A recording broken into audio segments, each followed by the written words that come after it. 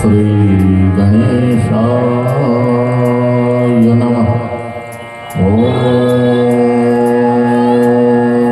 श्री सरस्वत्यै नमः।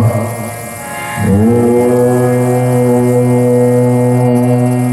श्री वाग्देव्यै नमः। अस्मद्गुरुभ्यो नमः।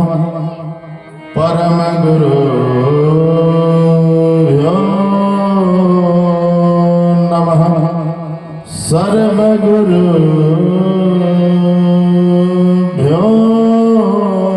नमः।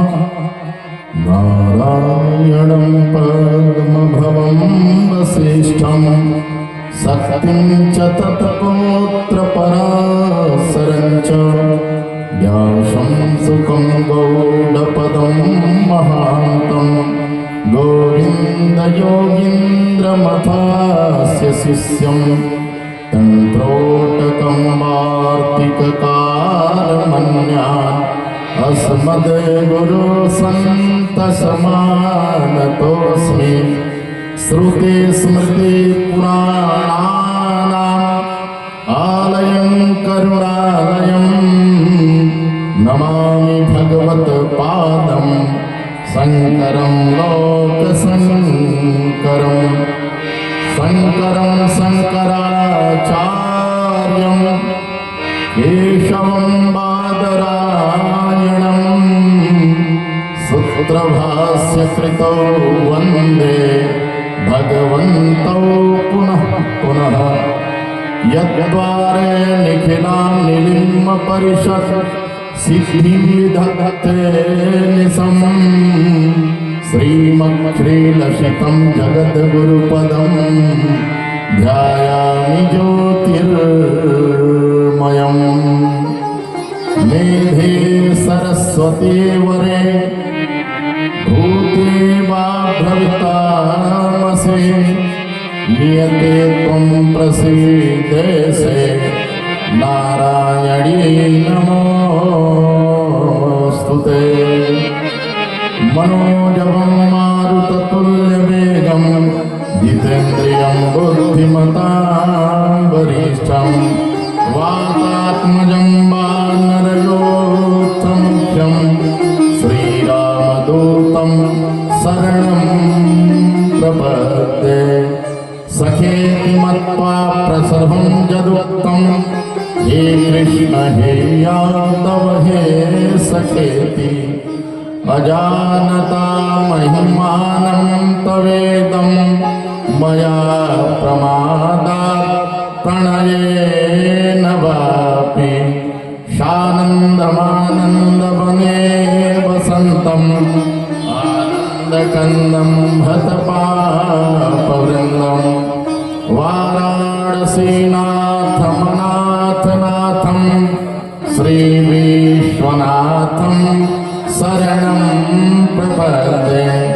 सखेति मत्वा प्रसभं यदुक्तं हे कृष्ण हे यादव हे सखेति। अजानता महिमानं तवेदं मया प्रमादात् प्रणयेन वापि।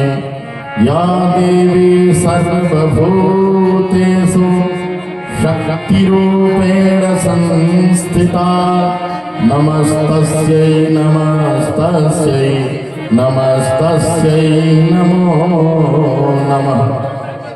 कृष्णाय वासुदेवाय हरये परमात्मने प्रणतक्लेशनाशाय गोविन्दाय नमो नमः। सच्चिदानन्दरूपाय विश्वोत्पत्त्यादिहेतवे तापत्रयविनाशाय श्रीकृष्णाय वयं नमः। राधा मेरी स्वामिनी मैं राधे जू के दास। जन्म जन्म मोहि दीजियो श्री वृंदावन को वास। चलो सखी वहाँ जाइए जहाँ वसै वृषरास।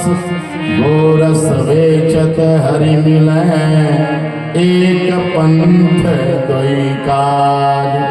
जय जय श्री राधा रमण जय जय नवल किशोर।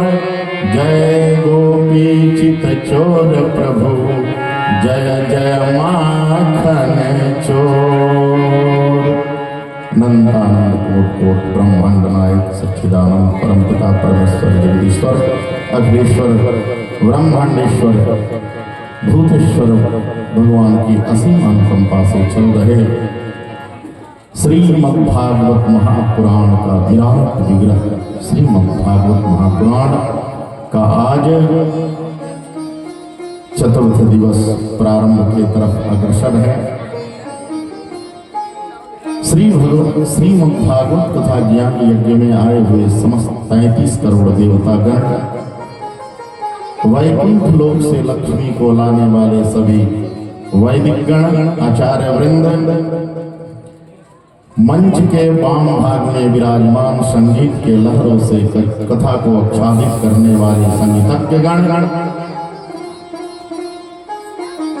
संत भगवंत हनुमंतलाल जी महाराज, ममतामयी करुणामयी वात्सल्यमयी अनसुईया के चरित्र को चरितार्थ करने वाली वात्सल्यमयी माताएं, इस देश के नौजवान साथियों, नन्हे मुन्ने बच्चे, समस्त ग्रामवासी जनता जनार्दन, ध्वनि प्रसारण से आवाज जहां तक भी जा रही हो, सभी सज्जन वृंद, धर्मानुरागी भक्तगण, कथा पांडाल के छाया चित्र में बैठे हुए सभी माताएं, बहनें, भाई, बंधु, बच्चे, सज्जन वृंद, सभी लोग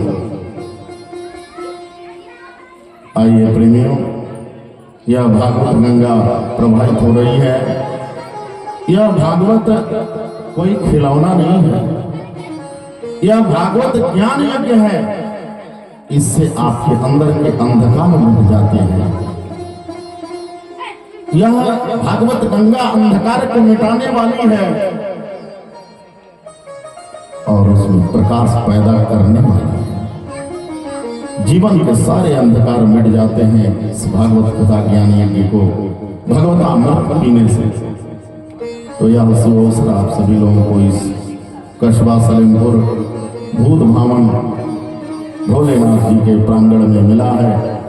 इस पावन धरती का भाग्योदय हुआ है, आप सभी जन जन का भाग्योदय हुआ है। यह भागवत गंगा प्रवाहित हो रही है, इसमें डुबकी लगाने से कोई भी वंचित न रहे, सभी लोग डुबकी अवश्य लगाएं। तो आइए कथा को आगे, प्रसंग को आगे बढ़ाने के पूर्व मनवाणी को पवित्र करने के लिए 2 क्षण के लिए भगवान नाम संकीर्तन भजन, इसके पश्चात राधा रानी जी की जय श्री कृपा होगी। कथा को आगे बढ़ाएंगे।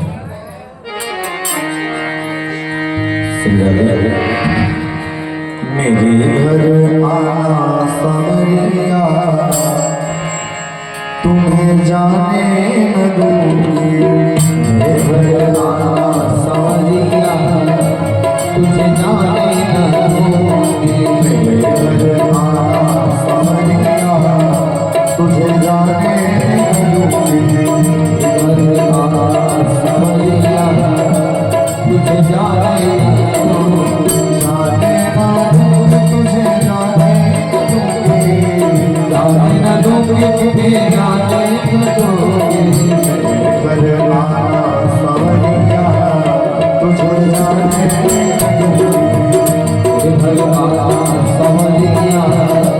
तुझे जाने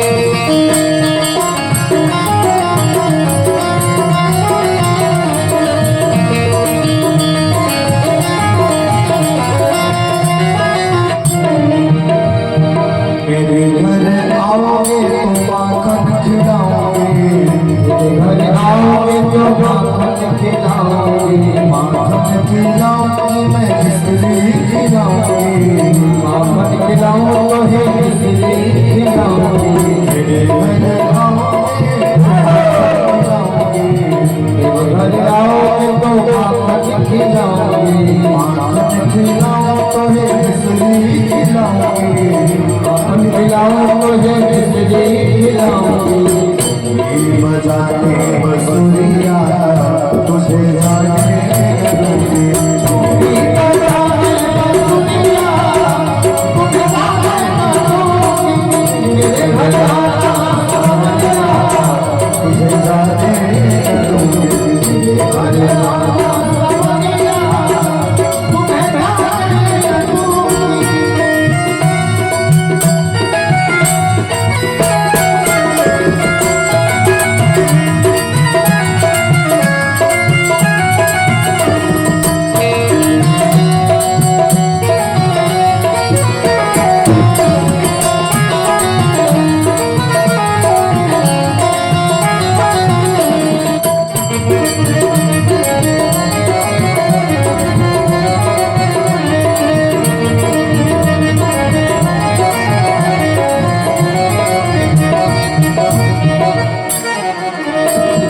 मेरे घर आओगे तो दिल में बिठाओगे घर आओगे तो दिल में बिठाऊंगी मेरे घर आओगे तो दिल में बिठाओगे घर आओगे तो दिल में बिठाऊंगी दिल में बिठाओ तो है नजरों में फंसाओगे दिल में बिठाऊं तो है नजरों में बसाऊंगी बंद कर लेना नजरिया तो है जाने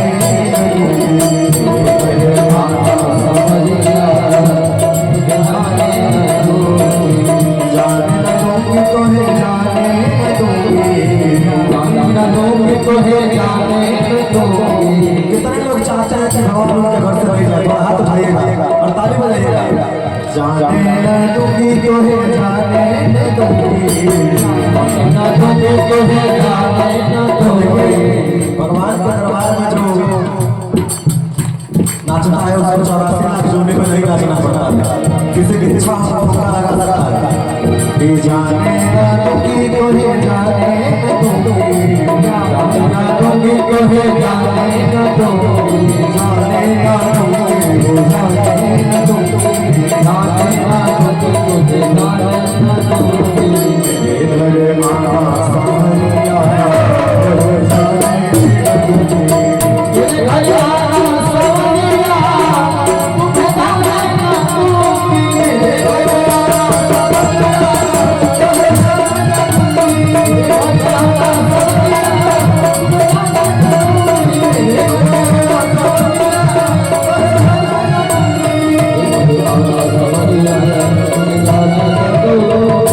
आके बिहारी लाल की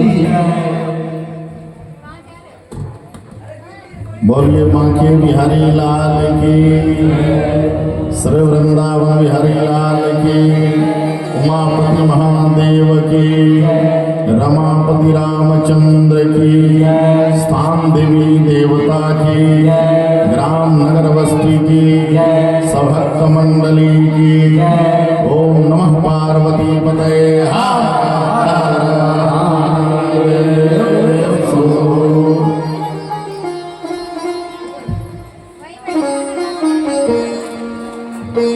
आइए प्रेमियों, इस भागवत गंगा में डुबकी लगाई जाए। आज स्थिति यह है, कौरव और पांडवों का युद्ध चल रहा था और उसके बीच मात्र एक ही दुर्योधन बचा हुआ था। अब उस दुर्योधन का भी आदरणीय भीमसेन ने अपने गदा के प्रहार से उसके जंघे को तोड़ डाला है। दुर्योधन बेचारा अपनी मृत्यु की प्रतीक्षा कर रहा है, कब मेरी मृत्यु हो जाए। उसी बीच द्रोणाचार्य के पुत्र अश्वत्थामा आते हैं और अश्वत्थामा ने पूछा, दुर्योधन ये हालात तुम्हारी किसने किया? यह दुर्व्यवहार, यह दुर्गति तुम्हारी कैसे हुई? कहा मित्र ये तो बाद में पूछना, पहले एक काम करो, 5 पांडवों का बध करके आओ। कहा ये तो समझो हो गया। कहा कैसे मानूंगा कि हो गया? कहा मैं 5 पांडवों का सिर काट करके तुम्हारे चरणों में लाकर दे दूंगा। कहा तो शीघ्र जाओ, इसमें विलंब न करो, क्योंकि मैं चाहता हूं कि सभी पांडव निर्वंशी हो जाए। प्यारे, जिसका रखवाला साक्षात गोविंद हो उसको भला कोई कैसे मार सके? जाको राखे साइया मार सके न कोई, बाल न बांका कर सके जो जगह बैरी हो। अब इधर 5 पांडव चतर तान करके सो रहे हैं और भगवान कृष्ण छड़ी लेकर के संरक्षण उनका कर रहे हैं। अर्जुन जी की नींद खोली। अर्जुन ने कहा गोपाल आप सोए नहीं? कहा कि तुम्हारे सोने की बात है। कहा कि मैं क्यों न सोऊं, जब सौंप दिया इस जीवन को तुम्हारे हाथों में, जब ये डोर तुम्हारे हाथों में, तो भला घोर निद्रा क्यों न आए? सौंप दिया इस जीवन को, अब भार तुम्हारे हाथों में। सौंप दिया इस जीवन का, सब भार तुम्हारे हाथों में।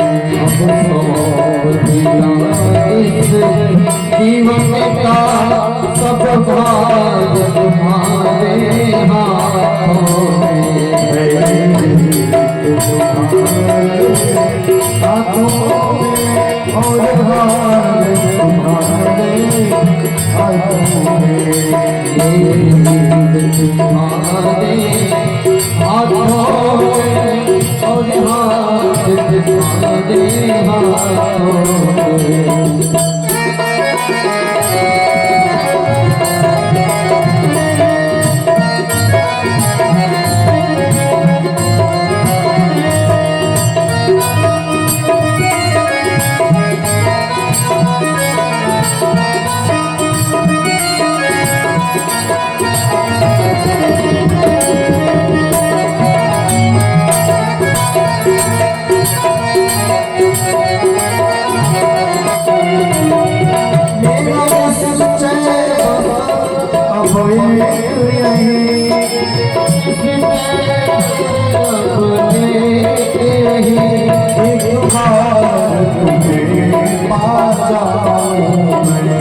एक बार तुम्हें पा जाऊं मैं।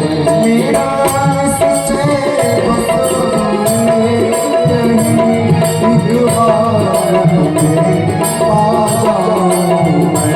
अर्पण कर दूं दुनिया भर का, अर्पण कर दूं दुनिया भर का, सब प्यार तुम्हारे हाथों में। अब सौंप दिया इस जीवन का, सब भार तुम्हारे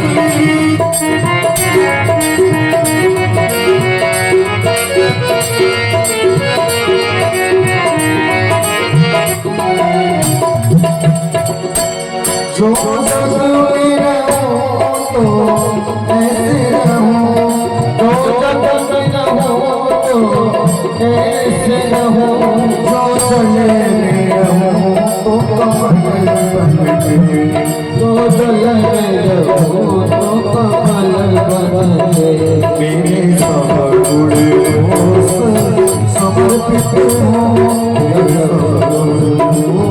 समर्पित हो करतार तुम्हारे हाथों में अब सौंप दिया इस जीवन का सब भार तुम्हारे हाथों में अब सौंप दिया इस जीवन का अब सौंप दिया इस जीवन का अब सौंप दिया इस जीवन का सब भार तुम्हारे हाथों में। बोलिए बांके बिहारी लाल की। जब भगवान को आपने सब कुछ समर्पण कर दिया, सौंप दिया, तो फिर सोचना क्या है? क्योंकि जो दिया है आपने दिया है और आप ही को चलाना है। भगवान कृष्ण ने कहा एक काम करो, आज तुम्हें यहां नहीं सोना है, आज तुम्हें दूसरी जगह सोना होगा। और ठीक ऐसा ही हुआ। पांडवों को भगवान ने दूसरी जगह शयन करा दिया और इधर द्रौपदी के 5 पुत्र शयन कर रहे थे। अश्वत्थामा आया और द्रौपदी के 5 पुत्रों का वध कर दिया, सिर काट दिया, ले गया दुर्योधन के पास। मित्र कार्य हुआ, कहा बाकी कहाँ है? हो गया। प्रकाश में जब इस चेहरे को जब दुर्योधन ने देखा तो हाय हाय करके कहा, मित्र ये तूने क्या किया? मेरा वंश तो वैसे निर्वंश हो गया, मात्र एक बचा था और तूने तो द्रौपदी के पुत्रों को मार दिया। बहुत गलत हो गया। हाय हाय करके दुर्योधन भूमि पर धराम से गिरा और उसका प्रणाम हो गया। अब इधर द्रौपदी को पता चला, कुरही की भांति क्रंदन कर रही है, रो रही है। भला क्यों न रोए? जिसके 5 पुत्र मरे हैं फिर रोए? अर्जुन जी को पता चला। अर्जुन ने धनुष गांडी से निकाला, कहा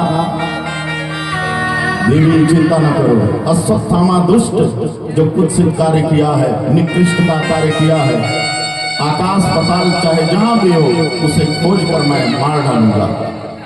यह स्थिति जब अश्वत्थामा को पता चली, अश्वत्थामा ने ब्रह्मास्त्र चला दिया।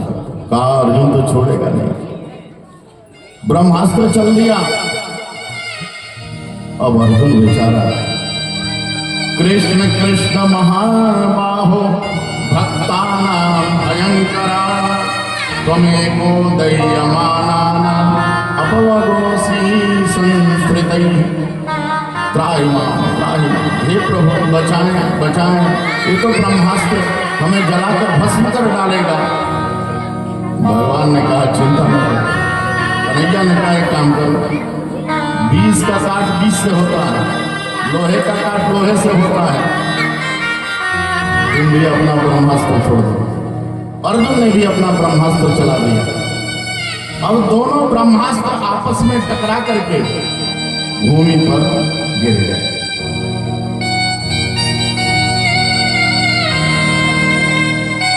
अर्जुन ने द्रौपदी से कहा देवी तू चिंता न कर, तुम्हारे 5 पुत्र मारे गए हैं, मैं अश्वत्थामा को कैसे मारूं? 5 टुकड़े में काट काट कर मार दूं या जमीन में गाड़ कर मार दूं या इसे जला डालूं, लेकिन मरेगा तो ये एक ही बार मरेगा। क्या करूं? मैं इसे छोड़ने वाला नहीं। अब जिसका भक्त करुणानंदन का जो भक्त हो भला वो किसी को मार सकता है। द्रौपदी बेचारी कह रही है उच्यताम उच्यताम वेश ब्रह्मणो नितराम गुरु। द्रौपदी ने कहा नहीं छोड़ो, नहीं मारो। क्यों? कहा गुरुपुत्र है, गुरुपुत्र है, इसको मारने से क्या लाभ होगा? माता गौतमी, जो आज मुझे कष्ट हो रहा है, गुरु माता को कितना कष्ट होगा इसे मार डालोगे तो? कहा मारना नहीं। कहा देवी, तुम्हारे 5 पुत्रों को इसने वध कर दिया और आप कह रहे हो मारना नहीं? कहा हाँ, बिल्कुल नहीं मारा, क्योंकि गुरु पुत्र ने द्रोणाचार्य ने जो अस्त्र, जो धनुष अपने पुत्र को नहीं दिया सो आपको दिया अर्जुन। इसलिए गुरुपुत्र को मारना नहीं है। अर्जुन ने युधिष्ठिर जी से पूछा। युधिष्ठिर जी ने कहा जो धर्म का सम्मत हो, धर्म संगति हो, उसके हिसाब से करना चाहिए। धर्म जो कह रहा वो होना चाहिए। भीमसेन से पूछा गया, भीमसेन ने कहा भैया आप नहीं मारोगे तो हम ही मार डालेंगे। बड़ी दिक्कत है। और नकुल सहदेव, इन लोगों से पूछा गया, कहा मजिला भैया जो कह रहे हैं वही सही है, मारना चाहिए, क्योंकि पापी है, बाल हत्यारा है, इसे छोड़ना नहीं है। भगवान कृष्ण के तरफ अर्जुन ने इशारा किया। भगवान कृष्ण ने उत्तर दिया, ब्रह्म बंधुर्न हन्तव्यम् आततायी बधारहणः मय्येव भयामात्मं परिपाह्य अनुशासनम्। देखो, बाल हत्यारा को छोड़ा नहीं जाता है और ब्राह्मण को मारा नहीं जाता है, और बाल हत्यारा को छोड़ा नहीं जाता। और भगवान कृष्ण ने दोनों बात पर हटाया। अब तो अर्जुन बड़ा धर्म संकट में पड़ गया। अब क्या क्या? इधर भीमसेन ने कहा आपके जैसे अगर न्यायाधीश हो 2-4 तो न्याय तो खूब होगा। मारना भी नहीं है और न मारना भी है। ब्राह्मण चाहे कितना भी निकृष्ट कर्म क्यों न किया हो, उसे प्राण हत्या नहीं देना है, प्राण दंड नहीं देना है, और बाल हत्यारा को कदापि छोड़ना भी नहीं है। बड़ी धर्म संकट। अर्जुन ने अश्वत्थामा का चमकती हुई मुकुट को खींचा अपने हाथ से, धड़ाम से जमीन पर त्याग दिया और धक्के मारकर अश्वत्थामा को बाहर निकाल दिया। ब्राह्मण यदि निकृष्ट हो तो केवल मुकुट निकाल करके धक्के मार देना ये प्राण दंड से कोई कम नहीं है। यही प्राण दंड है। क्योंकि गोस्वामी बाबा भी मानस में निवेदन करते हैं, पूजिए विप्र सकल गुणहीना, पूजिए विप्र शील गुणहीना, शूद्र पूजिए वेदहीना, पूजिए विप्र सकल गुणहीना, पूजिए विप्र सकल गुणहीना। अधम ब्राह्मण के लिए सभा से धक्के मारकर निकाल देना ये कोई वध से कम नहीं है, ये प्राण दंड से कोई कम नहीं है। सो ऐसा ही अश्वत्थामा के साथ किया गया। लेकिन अश्वत्थामा के मन में ईर्ष्या है। ईर्ष्या तू न गई मेरे मन से, ईर्ष्या का त्याग जल रही है। अश्वत्थामा ने ये नहीं सोचा कि इतने करने के बाद मुझे प्राण दंड नहीं दिया गया, और वह निकृष्ट अश्वत्थामा ऊंच निवास नीच कर्मपूती गुरुपुत्र होने के बाद भी इतना बड़ा निकृष्ट कर्म किया। और अब देखा कि पांडव वंश में कहा कि अब तो बड़ी दिक्कत है, अब क्या करेगा? तो इधर उत्तरा के गर्भ में अभिमन्यु युद्ध में मारा गया, उसकी पत्नी उत्तरा के गर्भ में बालक पल रहा है। ध्यान योग से अश्वत्थामा ने देखा और ब्रह्मास्त्र चला दिया, कहा कि निर्वंश कर दूंगा, किसी को नहीं छोड़ूंगा, पानी देने लायक कोई न रह जाए, और ब्रह्मास्त्र का प्रहार कर दिया। जैसे ही ब्रह्मास्त्र सामने आया, उत्तरा प्रार्थना करने लगी, पाहि पाहि महायोगिन देव देव जगतपते नान्यम त्वद भयं पश्ये यत्र मृत्यु परस्परम। कहा हे भगवान, हे कन्हैया, बचाओ बचाओ, मेरी मृत्यु भले ही हो जाए, लेकिन मेरे गर्भस्थ शिशु की रक्षा करो, भैया मेरी रक्षा करो। कन्हैया ने कहा, देवी घबराने की थोड़ी भी कोई आवश्यकता नहीं है। कहा एक सेकंड के लिए मातृभाव अपने अंदर लाओ, माता का भाव लाओ। और उत्तरा ने मातृभाव जैसे अपने अंदर प्रकट किया, कन्हैया अंदर प्रवेश कर गए। गर्भस्थ शिशु की रक्षा करने के लिए 4 भुजाधारी भगवान कृष्ण और सुदर्शन छोड़ा और गर्भ की रक्षा हो रही है, अंदर भी रक्षा कर रहे हैं, बाहर खड़े हैं। पूछा कोई दिक्कत? उत्तरा ने कहा नहीं प्रभु, अब तो कोई दिक्कत नहीं है, अब तो बिल्कुल मैं स्वस्थ हूँ, मेरा गर्भस्थ शिशु भी स्वस्थ है। और भगवान ने रक्षा की। अब यह बात जब कुंती बुआ को पता चला कि मेरे पौत्र बधू गर्भस्थ शिशु की रक्षा गोपाल ने किया है, हे श्री कृष्ण द्वारिकावासिन देव देव जगतपते, हे कृष्ण, हे गोपाल, हे वासुदेव, मैं तुम्हें लाला, तुम आसान नहीं हो, तुम तो साक्षात परब्रह्म हो। तुम्हें आज बिना प्रणाम किए मैं मानने वाली नहीं हूं, तुम्हें प्रणाम करूंगी। तुम जगदीश्वर हो, तुम अखिलेश्वर हो। अब इधर कृष्ण, भगवान कृष्ण का अर्जुन से, देखो आज बुआ भतीजे को भगवान बना रही है, तो मैं भगवान तो हूं नहीं। कहा तुम बिल्कुल, तुम भगवान ही हो, मेरी सारी रक्षा करने वाले तुम ही हो, इसलिए आज मुझे प्रणाम करना ही करना है। तो कहा भगवान कृष्ण ने कहा जब प्रणाम करना है तो मैं आज वर भी दूंगा, आशीर्वाद भी दूंगा। और सभी लोग आज भगवान कृष्ण का आशीर्वाद ग्रहण कर रहे हैं। पहले युधिष्ठिर जी का नंबर आया। युधिष्ठिर जी से भगवान कृष्ण ने पूछा क्या वर चाहिए? यहाँ तो वर मांगने की बात कलयुग में कह दिया जाए, तो ऐसे ऐसे भक्त हैं कि पूछिए।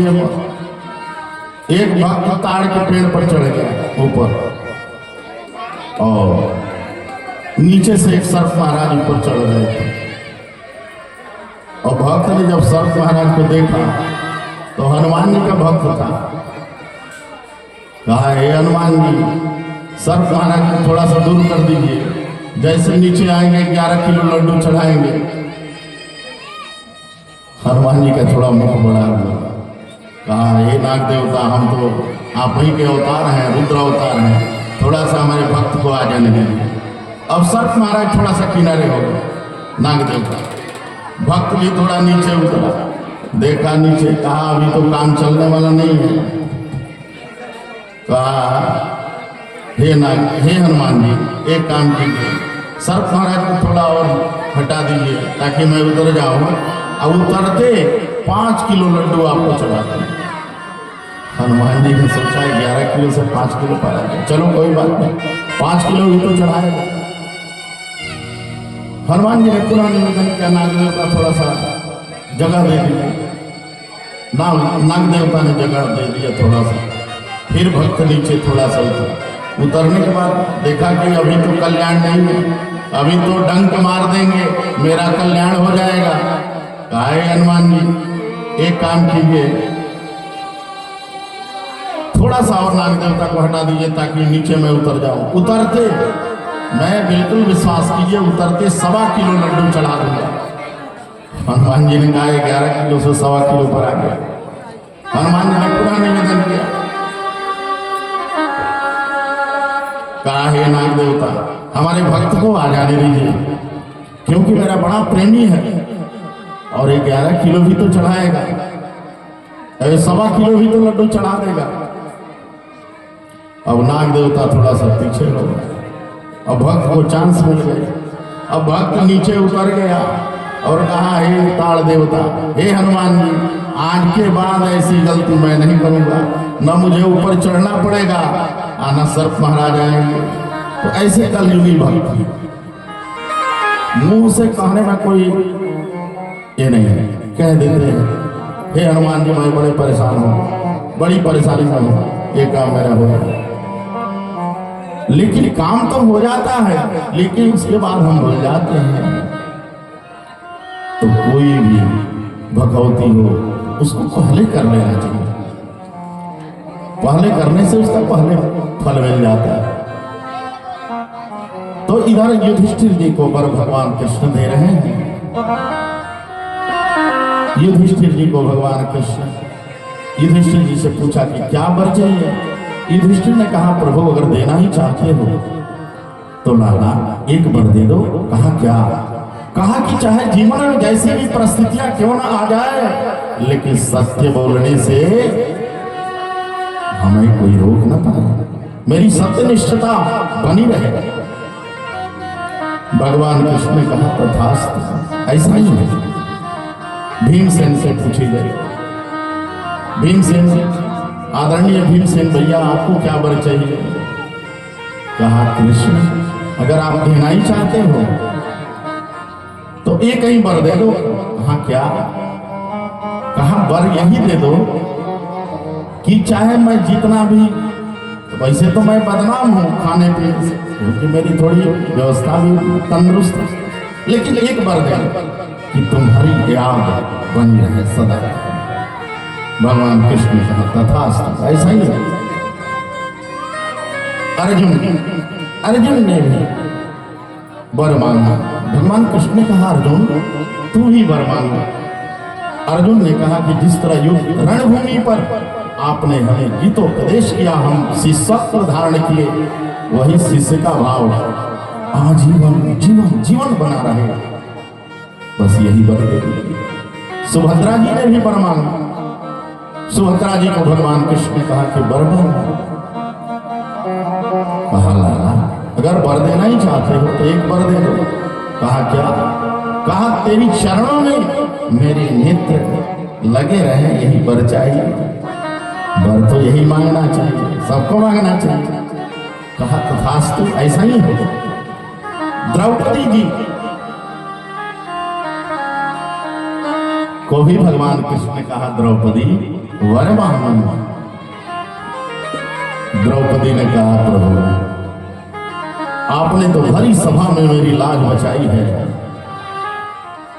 और जब भी मैं आपको पुकारी हूं आप आए हैं प्रभु, इसलिए अगर वर देना ही चाहते हैं तो सखा और सखी का वर मुझे दे दीजिए, आजीवन बना रहे। भगवान कृष्ण ने कहा तथास्तु। ऐसा ही। अब कुंती बुआ का नंबर आया। भगवान कृष्ण ने कहा कुंती बुआ वर मांग लो। कुंती बुआ के दोनों नेत्रों से झरझर आंसू टपक पड़े। कुंती बुआ ने अपने आंचल को फाड़ा। कहा लाला दे दो। कहा क्या? विपदः सन्तु नः सस्वद तत्र तत्र जगद गुरुः भवतो दर्शनम जस्या पुनर्भव दर्शन। विपत्ति दे दो, दुख दो, यही तो वर चाहिए। भगवान कृष्ण रुक गए। कहा बुआ तूने अपने जीवन में जन्म से ही दुख भोगा है। सूरसेन के वहां जन्म हुआ, कुंती भोज के वहां पालन पोषण हुआ। इनका पहला नाम पृथा है। पांडु रोगी से, पिलिया रोगी पति से तुम्हारा विवाह हुआ और उस भी पांडु को ये श्राप मिला था कि तू अपने पत्नी के पास सहवास की कामना से जब भी जाएगा तुम्हारे प्राणांत हो जाएंगे। वाह, कितना बड़ा दुख कुंती के ऊपर। ब्याह भी हुई तो पति पास में नहीं आ सकता, पिलिया रोगी है। कहा कुंती बुआ, दुख का पहाड़ तुम्हारे ऊपर टूट पड़ा, उसके बाद दुख ही दुख मांग रही हो। कहा प्रभु, आप दुख देंगे, उसी दुख में भवतो दर्शनम जस्यात् पुनर्भव दर्शनम। दुख में ही तो भगवान को व्यक्ति पुकारता है। जब दसों दिशाएं बंद हो जाती हैं तो भगवान को व्यक्ति सौंप देता है। कुंती बुआ ने कहा कि दुख ही मुझे चाहिए, क्योंकि दुख में आपका दर्शन होता रहेगा प्रभु। सुख भी मुझे प्यारे, दुख भी मुझे प्यारे, सुख भी मुझे प्यारे हैं, दुख भी मुझे प्यारे हैं, सुख भी मुझे प्यारे हैं, दुख भी मुझे प्यारे हैं। छोड़ो भगवान दोनों हमारे, छोड़ो से भगवान दोनों हमारे। दुख भी मुझे प्यारे हैं, दुख भी मुझे प्यारे हैं, सुख भी मुझे प्यारे हैं, दुख भी मुझे प्यारे हैं।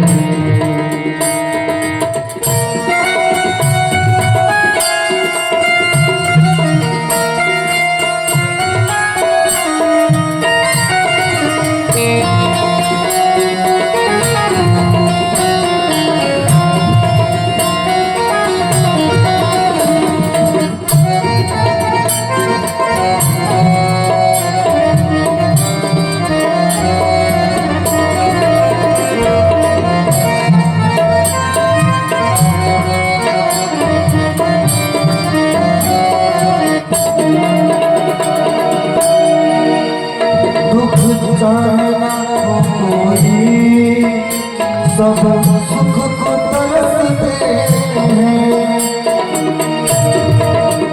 दुख चाहे न होई, सब सुख को तरसते हैं, सुख में सब हंसते हैं और दुख में रोते हैं, सुख में सब हंसते हैं और दुख में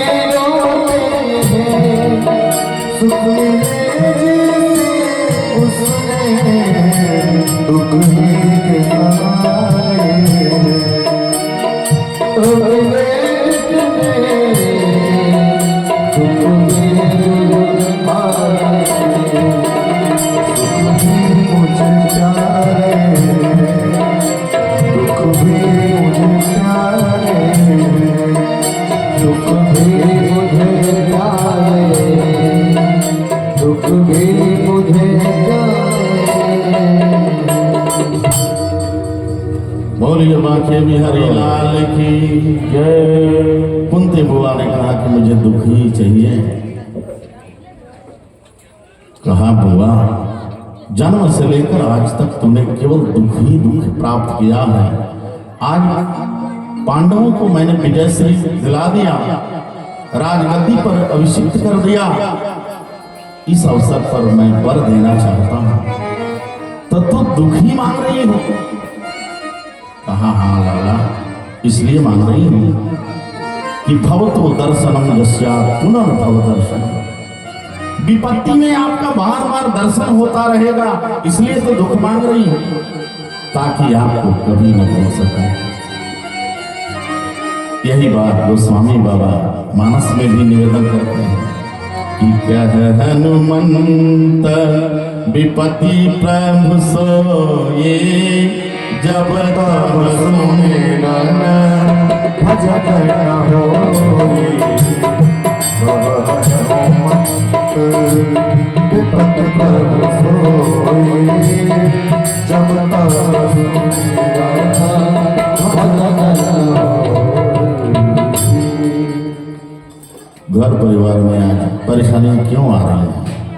सभी लोग बड़ा कष्ट में हैं, बड़ा दुख में हैं। इसका कारण है कली ने सबके बुद्धि को विकृत कर दिया है। घर में पूजा पाठ नहीं हो पा रहे हैं, घर में संत ब्राह्मण का पादार्पण नहीं हो पा रहा है। दुख तो आएगा। अगर यह काम होता रहे, घर में पूजा पाठ होता रहे, संत ब्राह्मण का पादार्पण होता रहे, तो फिर दुख आकर भी चला जाएगा। दुख आएगा तो जरूर, लेकिन चला जाएगा, रुकेगा नहीं। इसलिए भगवान का भजन जितना हो सके करें, भगवान का नाम लेकर कोई भी कार्य आरंभ करें, तो तुम ही निवेदित भोजन करही, प्रभु प्रसाद पट भूषण धरही। कोई भी कार्य आरंभ करें, कपड़ा भी खरीदने जाए, पहनना है तो प्रभु को चढ़ा दे कि त्वदीयं वस्तु गोविंदम तुभ्यमेव समर्पय। हे प्रभु, आपने दिया है, आपका प्रसाद मैं ग्रहण कर रहा हूं, तो वह आपको फलीभूत होगा, वह लाभ करेगा, क्योंकि सारे कुछ देने वाले परमात्मा। तो आज भगवान कृष्ण पांडवों को विजय श्री दिलाकर राज्याभिषेक करके युधिष्ठिर जी को पूरी रात जिस तरह से रणभूमि अर्जुन को गीतोपदेश किया था, गीता का ज्ञान कराया था, आज युधिष्ठिर जी को भी पूरी रात सुना रहे हैं। युधिष्ठिर जी रोते जा रहे हैं, लेकिन अगर कोई कुछ सुना रहा है, उसके प्रति आदर का भाव हो, सम्मान का भाव हो, तो ही वो आपके अंदर जाएगा, नहीं तो वो सुनाया वो चला वो फिर आने वाला नहीं। तो सम्मान की दृष्टि से सुनाते गए, सुनाते पूरी रात भगवान कृष्ण ने युधिष्ठिर जी को उपदेश किया। सुबह प्रातः होते ही समस्त पांडवों को लेकर के, पांडव पुत्रों के साथ द्रौपदी को लेकर और भीष्म पितामह के पास, जो बाण की सज्जा पर लेटे हुए हैं, एक एक रक्त प्रवाह हो रहा है, क्योंकि पौत्र है, तो सोचा कि भीष्म पितामह से उपदेश करा दो। भगवान कृष्ण लेकर भीष्म पितामह के पास गए, कहा पितामह प्रणाम। कहा कि मैं आपके पौत्रों को इसलिए लेकर आया हूं, इन लोगों को राजगद्दी मिल गई है, और राज्य व्यवस्था पर प्रशासन कैसा करना चाहिए, राजकाज कैसे संभालना चाहिए, इसका अनुभव आपसे बढ़िया किसी के पास नहीं है। भीष्म पितामह ने कहा, लाला, जो पूरे ब्रह्मांड को उपदेश करने वाला है, आज हमें उपदेश करने की बात करता है। कोई बात नहीं, यदि आपका आदेश है, उपदेश मैं करूंगा। और उपदेश करना प्रारंभ कर दिए। दान धर्मान राज धर्मान मोक्ष धर्मान विभागशः। कहा पुत्रों, तुम लोग भारत के सम्राट हो। आज तुम्हारी विजय श्री तुम्हें प्राप्त हुआ है। तो राजा का कार्य यह है कि अपने परिश्रम से अधिक धनोपार्जन करना, अधिक से अधिक धनोपार्जन करना, लेकिन उस धन का 10वां हिस्सा दान कर देना, दशांश दान कर देना। क्योंकि कहा गया है शास्त्र में, तन पवित्र सेवा किए, जो शरीर की शुद्धिकरण है वो सेवा से हो पाती है। श्रेष्ठ जनों का सेवा करने से शरीर की शुद्धि हो जाती है। धन पवित्र कर दान, धन की शुद्धि दान करने से होती है। और दान की बात करें तो दानम दुर्घटनाशम, दान करने से दुर्घटनाएं नहीं होती हैं। चाहे दान आप जिस विधि भी अगर कर देते हैं तो निश्चित रूप से आपके जीवन में दुर्घटना नहीं होती।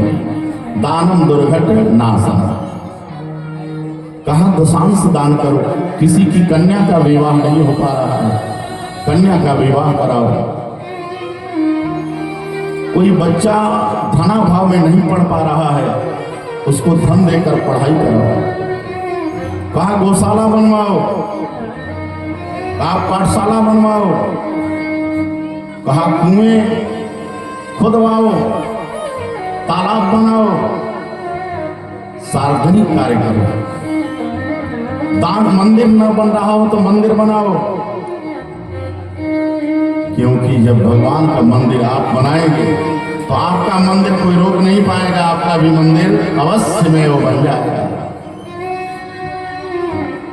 भगवान के मंदिर में भोग राग की व्यवस्था ना हो तो उसमें व्यवस्था जाकर दो। उपदेश कर रहे हैं भीष्म पितामह, कहा कि अपने कमाई का 10वां हिस्सा आपका हमारा नहीं है, उसको दान कर देना चाहिए। अगर दान आपने नहीं किया तो कुएं में यदि जल 10 वर्ष पड़ा रहे, उसमें भरेंगे नहीं तो फिर पीने योग्य नहीं रहेगा, उसको निकालना पड़ता है, खर्च करना पड़ता है। तो दानम दुर्घटनाशम, कहा कि खूब कमाओ, लेकिन 10वां हिस्सा दान करो। एक बार एक संत बाबा गांव में ऐसे ही घूम रहे थे, जा रहे थे, तो महात्मा जी लोग रहते हैं तो उनके साथ छोटे छोटे महात्मा जी लोग भी रहते हैं। कमंडल लेकर स्वामी जी गांव घूम रहे थे। अब इसी तरह कस्बा सलेमपुर में चले गए। अब एक घर में प्रवेश कर गए और उस घर में कोई नहीं था। एक गुड़िया थी, जैसे आगे बैठी दुर्गा, एक गुड़िया उस घर में बैठी थी। बाबा प्रवेश किए। बाबा ने कहा कि बिटिया हमें कुछ दान चाहिए, कुछ दान दे दो। अब बिटिया ने कहा कि बाबा हमारे घर में तो कोई भी नहीं है और ये माता पिता भी जीविकोपार्जन के लिए गए हैं व्यवस्था बनाने। कहा बिटिया आंगन में ले चलोगे? कहाँ ले चलेंगे? बाबा को अंदर ले गए। बाबा ने कहा एक काम करो, एक मिट्टी उठाओ और हमारे कमंडलों में डाल दो। और बिटिया ने कहा कि एक मुट्ठा क्या कहिए तो पूरी कमंडलों भर दो, मिट्टी तो है नहीं। और बिटिया ने कमंडलों में मिट्टी भर दिया।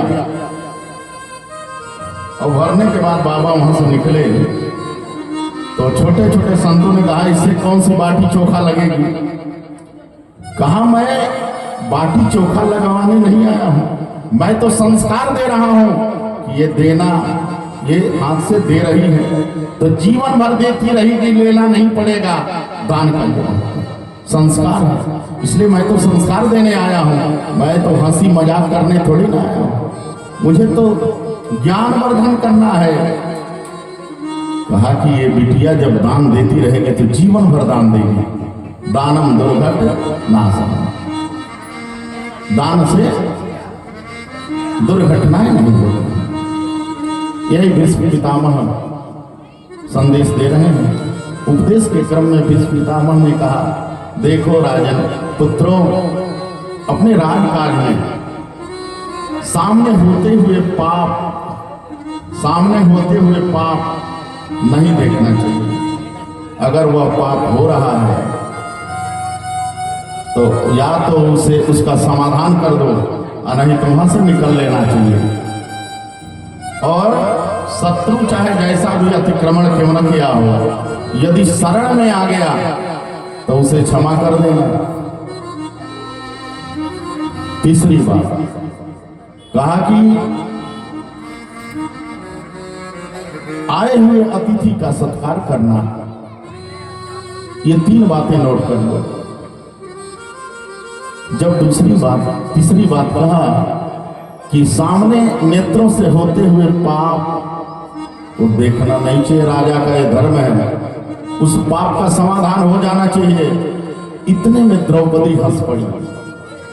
द्रौपदी हंसी तो भीष्म पितामह गए, कहा कुलवधू क्यों हंसे, वो भी भीमसेन के सामने।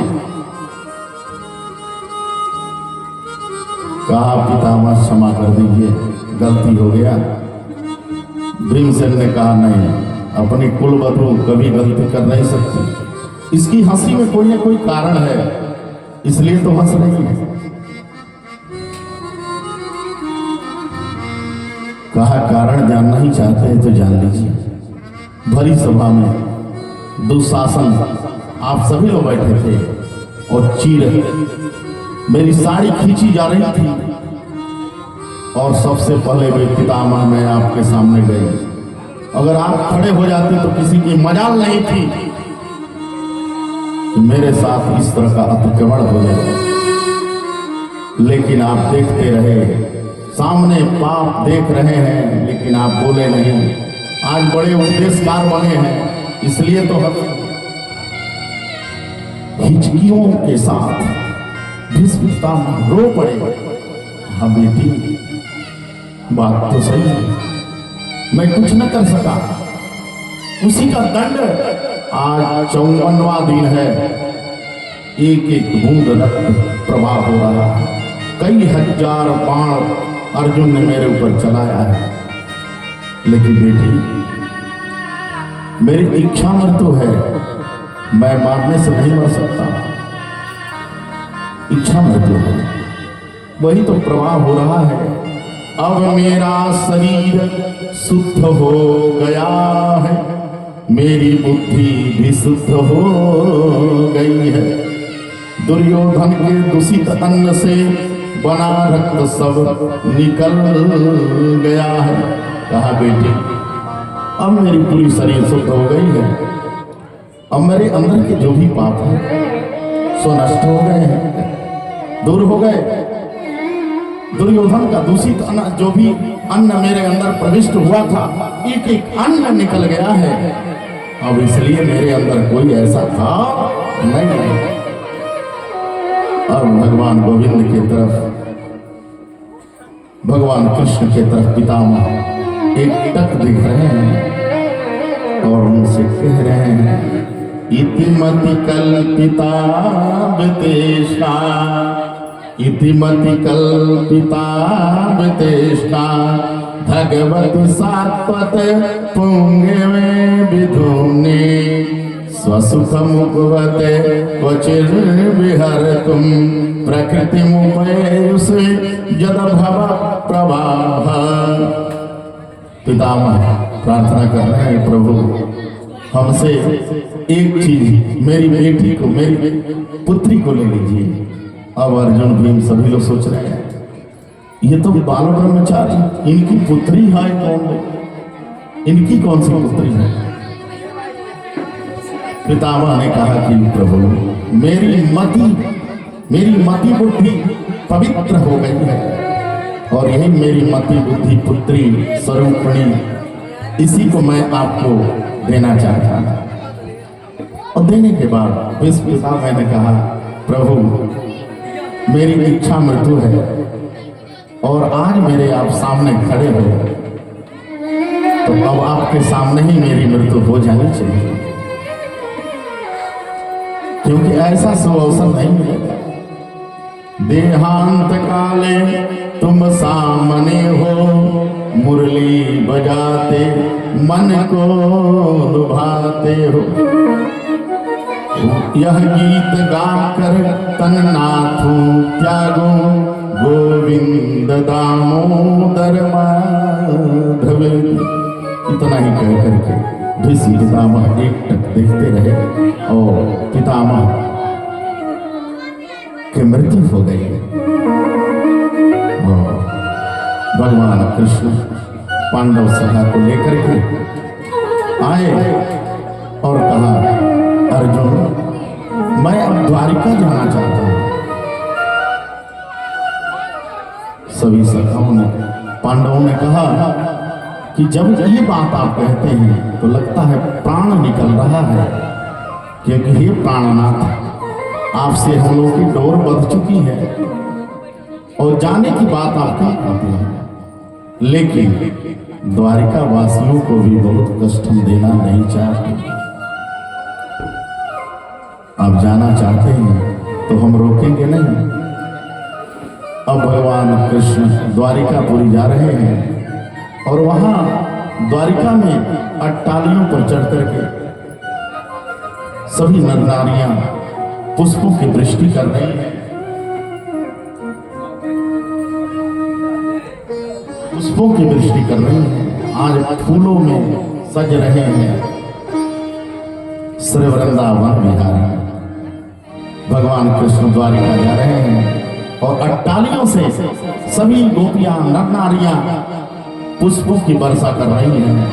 फूलों में सज रहे श्री वृंदावन बिहारी। फूलों में सज रहे श्री वृंदावन बिहारी। फूलों में सज रहे हैं, फूलों में सज रहे हैं श्री वृंदावन बिहारी। फूलों में सज रहे हैं श्री वृंदावन बिहारी। फूलों में सज रहे हैं श्री वृंदावन बिहारी। फूलों में सज रहे हैं श्री वृंदावन बिहारी। फूलों में सज रहे फूलों में सज रहे वृंदावन बिहारी। और साथ सज रहे जय हो और साथ ताली बजाते वृषभान की दुलारी। और साथ सज रहे वृषभान की दुलारी। सज रहे वृंदावन बिहारी। फूलों में सज रहे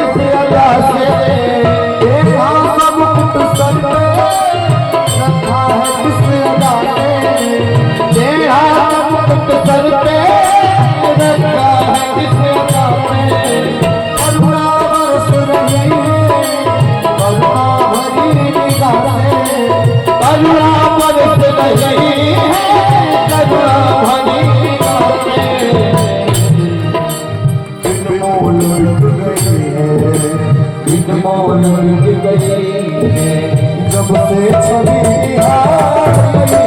फूलों में सज रहे वृंदावन बिहारी। फूलों में सज रहे